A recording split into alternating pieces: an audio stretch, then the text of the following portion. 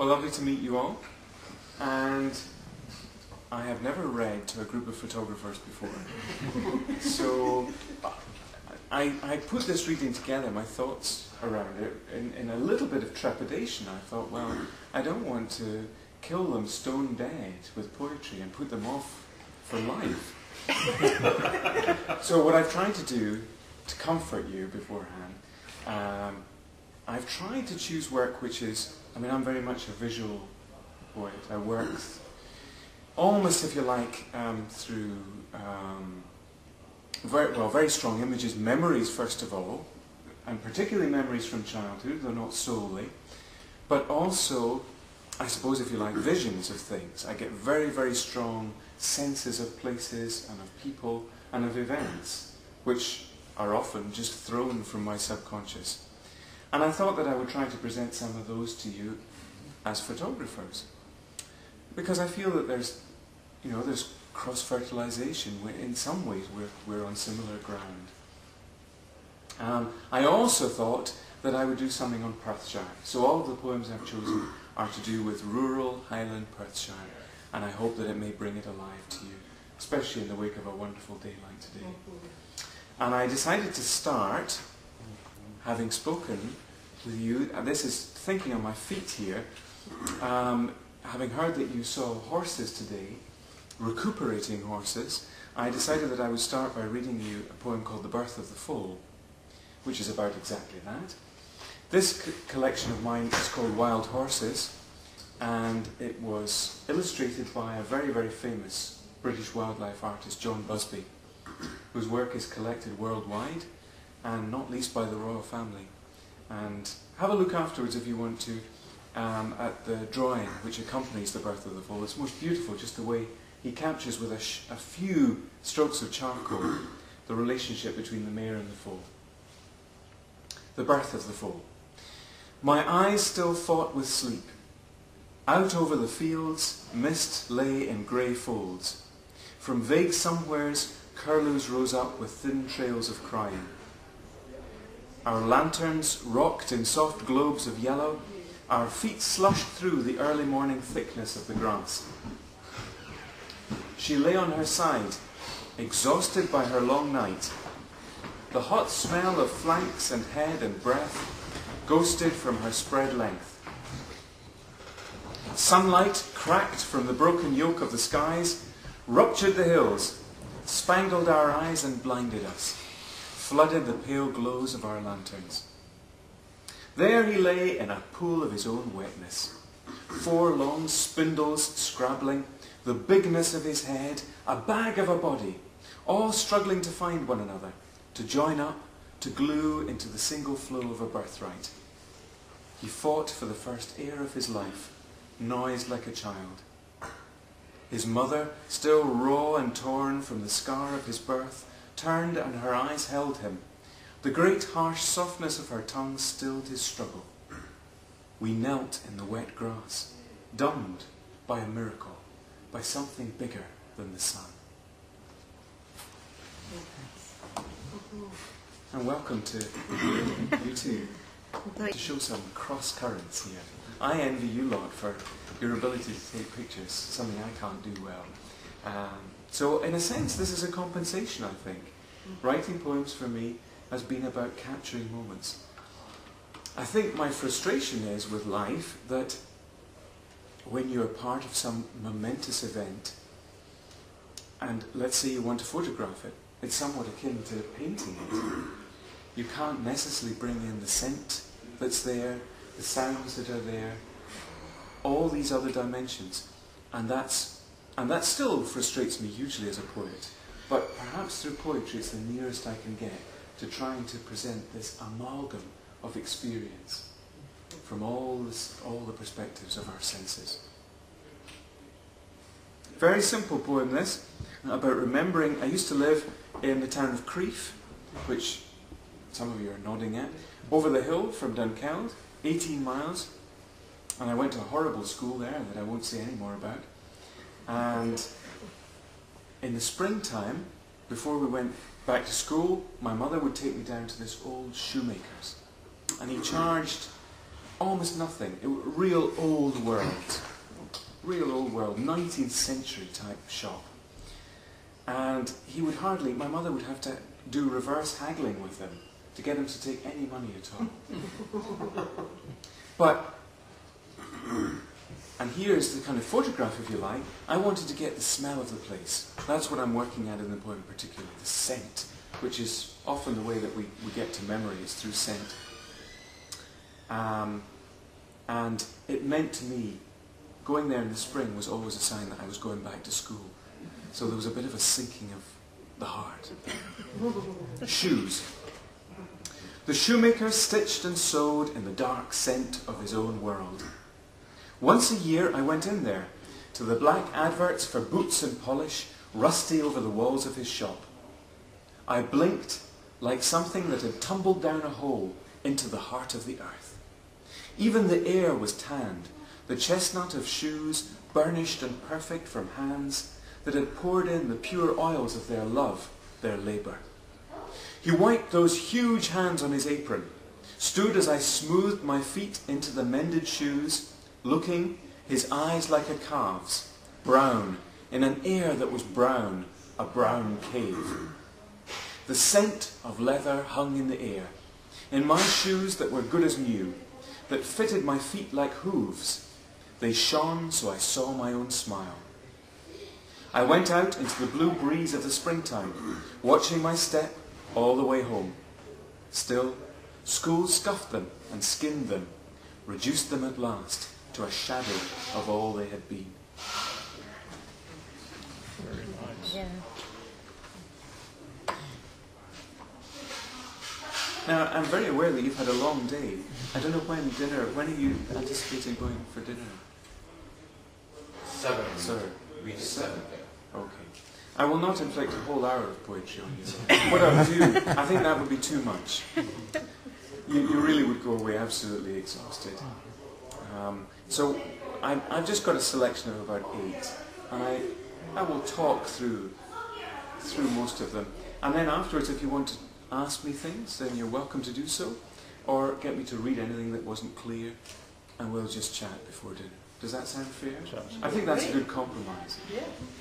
I was hearing about a friend of mine in Ireland who went to a launch reading by a fellow Irish poet in Dublin, and this chap had written a fairly lengthy volume, 100 and more poems, and he simply got up at the start of the evening and worked his way through the entire book. He didn't say a word between the poems. He just read them. And halfway through, this friend of mine whispered to another poet, "I'm being bludgeoned to death by poetry." Well, I don't intend to do that. I really don't. It's counterproductive. So if you have enough, I won't be offended if you walk out. You're not fellow poets, so I will understand. I'm also trying to take you through the year, I suppose, chronologically to some extent. I always like to do that. I love the journey of the year. This is my very favourite part of it, actually, of the year. I think the light is wonderful. I'm sure you'd agree with that. It's just absolutely pristine. And I suppose the corresponding time is in March, April, when you get that sharp, sharp, wonderful clarity with late spring frosts. This is not a spring poem. It's a midsummer poem, when the light becomes rather diffuse and muggy. You have these long, muggy Perthshire days with the thunder. And when I was at school, I longed, like all the other kids in class, for the holidays. Counted the days. And we would usually go off, my father was a writer, a journalist, we would usually go off to the Hebrides, to the west coast, and we would stay on one of the islands there for maybe 2 weeks, in an old, battered, rented cottage, and I would go out to the beach every morning. And the light was still there in June time, but by July, August, getting sultry, heavy, like everywhere else, and I had run out of things to do with friends. And so I would start to kick around the house and get under my mother's feet. And they would send me off to work on a fruit farm on the west end of Perthshire, right under the ramparts of Schiehallion, I don't know if you're going to visit Schiehallion at all. We shall. A wonderful, wonderful hill, our great crowning glory of Perthshire. And right at the very bottom of Schiehallion, there was, sadly it's gone now, there was a fruit farm. And I hated going there. I really resented it. This was forced labour. And I let my parents know that. But I went all the same. And part of the reason for disliking it is, it may sound like a bad excuse to you, but I have a long back. And I didn't like picking the strawberries for 6 hours a day. They just seemed a bit hard on the old spine. The one compensation was Anna. And that's the title of this poem.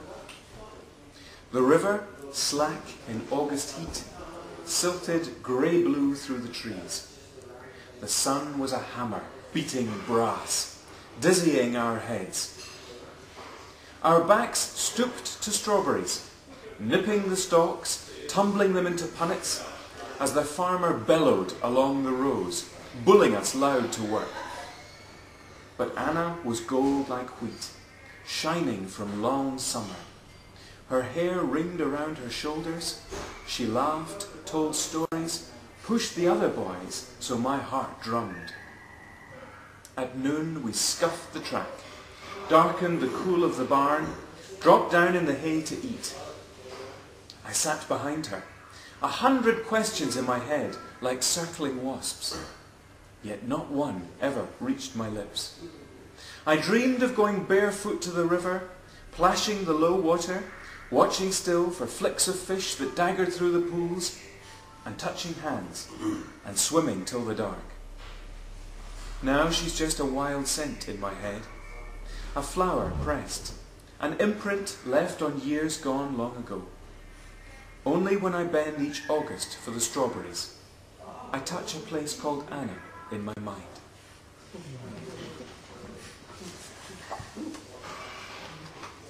I'm really fascinated by all the traditions and lore that surrounds the river, this wonderful River Tay, which is close to us here. And I'm hoping actually to be doing, I do a fair amount for BBC Radio, and I'm hoping to do a programme on the journey of the Tay from source to sea. It's a most wonderful journey. The journey of any river is amazing. This one, no more so perhaps. It's just that I know more about it through having grown up here and living with my wife just a few yards from the banks of the Tay. And I'm particularly fascinated by the associations with the travelling people, at one time called the Tinkers, now more politely known as the travelling folk. For the travellers, the river was particularly important, not least because of pearls, freshwater pearls, believe it or not. 50% of the world's freshwater pearls are from Scotland. 50%.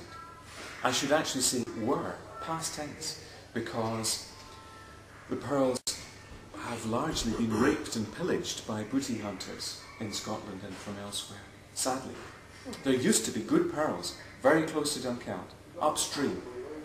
Places that Sandy will have taken you to, out in the river there, were good places that the travellers knew about. But they've largely been damaged or destroyed entirely by folk who came to tear them all up from their beds. And it's obviously a very fragile source. In my natal year, in 1968, I'm giving away my age here, 1968, the Great Pearl was found. And actually that Great Pearl is still to be seen in Perth, in Cairncross, the jewellers. It's the biggest pearl ever found, biggest freshwater pearl ever found. And if you go in and ask, they will, somewhat reluctantly, show you it. They don't obviously advertise the fact that it's there on the front door. But that was what caused the end, really, of the finding of pearls, because the story broke on radio and television, and all sorts of unscrupulous hunters went out looking for pearls. But they are still about. I actually bought deliberately, because I'd known my wife in different places, on the River Tay, before we were married. I decided to buy her a pearl wedding ring. I thought it was appropriate. And when we bought it from Cairncross, they wouldn't actually tell us which river the pearl had come from. They're so candid about keeping the secret of the rivers. Anyway, sorry about that long preamble, but it's important in a way too, I think. One of the reasons that the Romans came to Scotland, to Britain, was freshwater pearls. They must have reached the markets of Rome along some route or other, possibly brought by travellers, who knows? I like to think of that. I think it's a wonderful thought. At any rate, one of the reasons the Romans were intrigued by Britain was freshwater pearls. So I somewhat overstate the thing in the poem. You'll hear that. I say it was the reason. Well, that's poetic license. So I'm thinking in this poem about the Romans, about the travelling people, and the sadness of their story because their world has been lost. They don't really hunt for pearls anymore, and their travelling way of life has largely disappeared. And it's thinking about us too. They were the reason the Romans came here. River things spun into milky globes over years and years. I often wonder who it was who found them first. Those mussels, dark shells, whorled and folded like hands in prayer, embedded in feet of shingle. The travellers knew where they were. The unsettled people who followed the seasons, the stars, yearned only the open road. They carried the knowledge of pearls inside them, secret, could tell the very bend of river each pearl had come from. This one, like the pale globe of Venus at dawn, this one a skylark's egg, and this the blush of a young girl's lips. Yet the Romans never reached the highland rivers where the best pearls slept. They were kept out by the painted people, the Pictish hordes, bristling on the border like bad weather. The pearls outlived even the travellers, whose freedom was bricked into the big towns long enough ago, who did not understand any longer the language of the land. In the last part of the north, in the startling blue of the rivers, the shells still grow. Their pearls are stories that take 100 years to tell.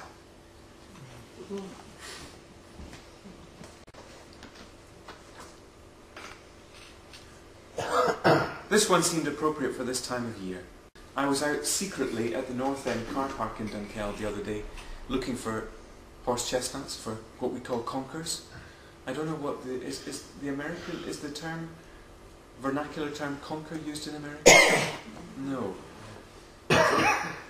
We use it anyway. C-O-N-K-E-R is the school kid's slang for a horse chestnut, the nut.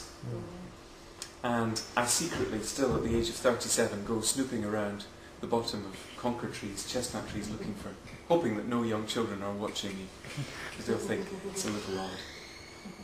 This is about remembering the joy of being 12 years old and knowing that the horse chestnuts, the conkers, were ready.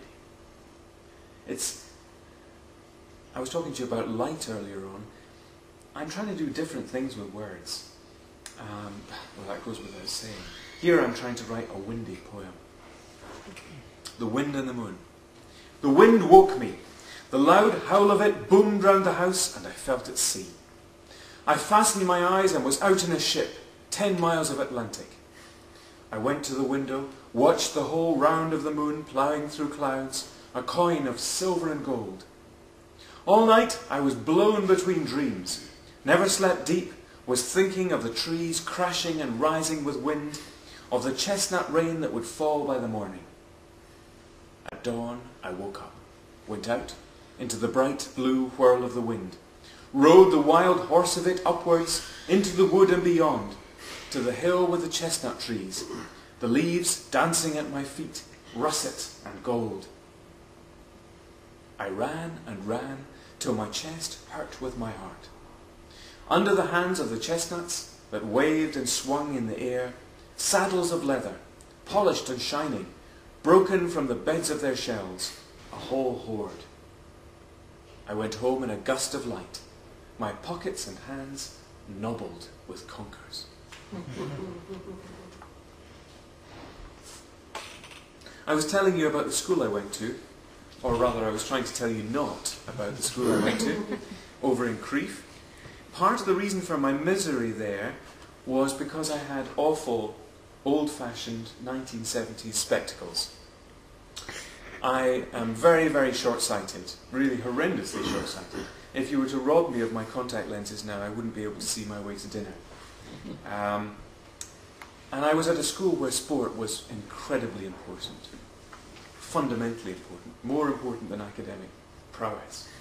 So you can imagine that my life was fairly miserable. I was made fun of in the classroom for having these awful appendages. And when I went down to the school playing fields to play rugby and cricket and what have you, these glasses were whipped off my face and I couldn't see anything. So I was in terrible trouble with the kids then because I was no use on anybody's team. So nobody wanted me in the classroom or on the playing field. And in my mid-teenage years, actually my school days were really incredibly unhappy, and that's one of the reasons I started writing. Because the world of my imagination, this secret world, was the world that the bullies couldn't take away from me. And so I was gradually retreating more and more into that world and reveling in that. It started off being a hiding place, and then I discovered that this was something special. At any rate, in my mid-teens, my parents bought me a first pair of contact lenses. And about this very time of year, I drove home with them, having got this pair of lenses. It was dark, drove home from Perth to Crieff, and got out by the side of the road because I saw the stars. And this is the poem. It's called The Stars. From the age of 5, my sight was smudged like a mole's. I wore tortoiseshell-rimmed glasses that were never quite clean, and the stars looked white and indistinct, vague pearls in a distant heaven. On my 15th birthday, my parents gave me lenses, little cup things that drifted into sight across my irises. Driving home with them that night, I suddenly caught sight of something, got out by the edge of the field and looked, amazed and disbelieving, as if Christ himself had healed my eyes. For the stars were crackling and sparking like new-cut diamonds on the velvet of a jeweller's window. So near and clear, I could have stretched and held them, carried them home in my own pocket. That was the gift my parents gave me on my birthday, the stars.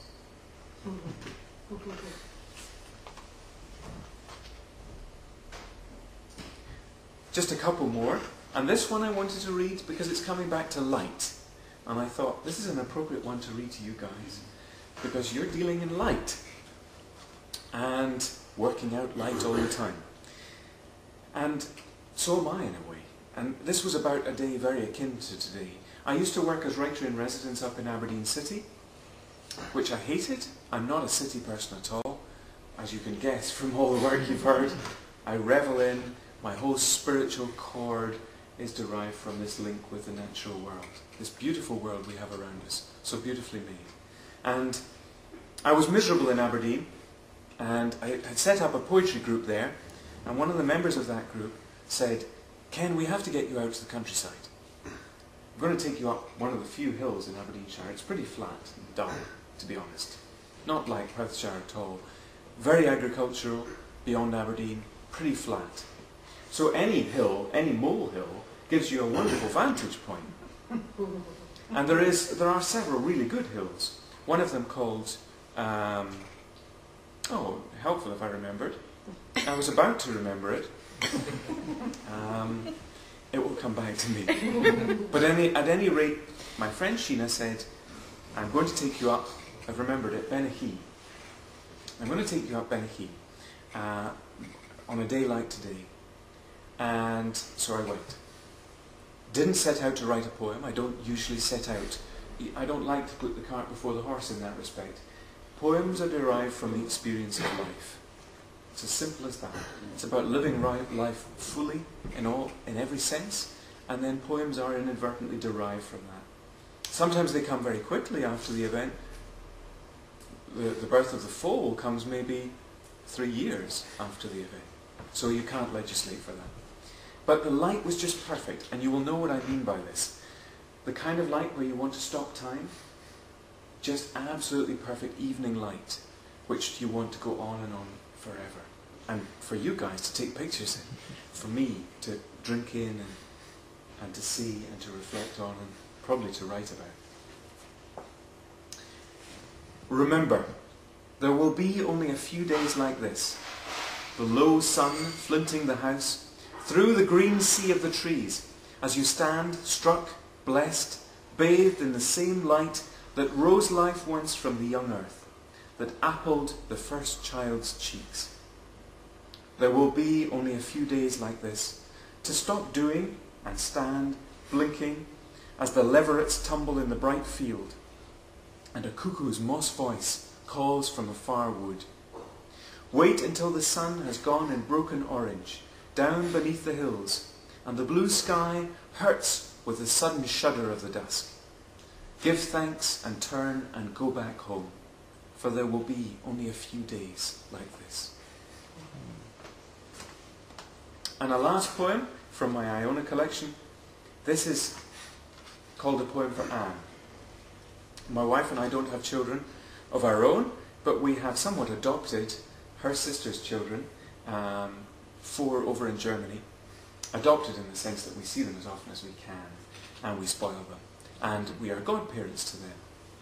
So this is for Anne, who is the eldest of the girls. And it was written for Anne when she was probably about 5 years old, a little golden angel. And Anne was very fond. She found out that this poem had become rather well known in Scotland. And she loved at that time, she had a kind of royal wave, a sort of Queen Elizabeth II wave. And she was very intrigued that she'd become well known in Scotland. And she said, "Can I come over and wave?" I think she was imagining that she could go around all the streets of Edinburgh and wave and people would recognise her. At any rate, this is a poem for Anne.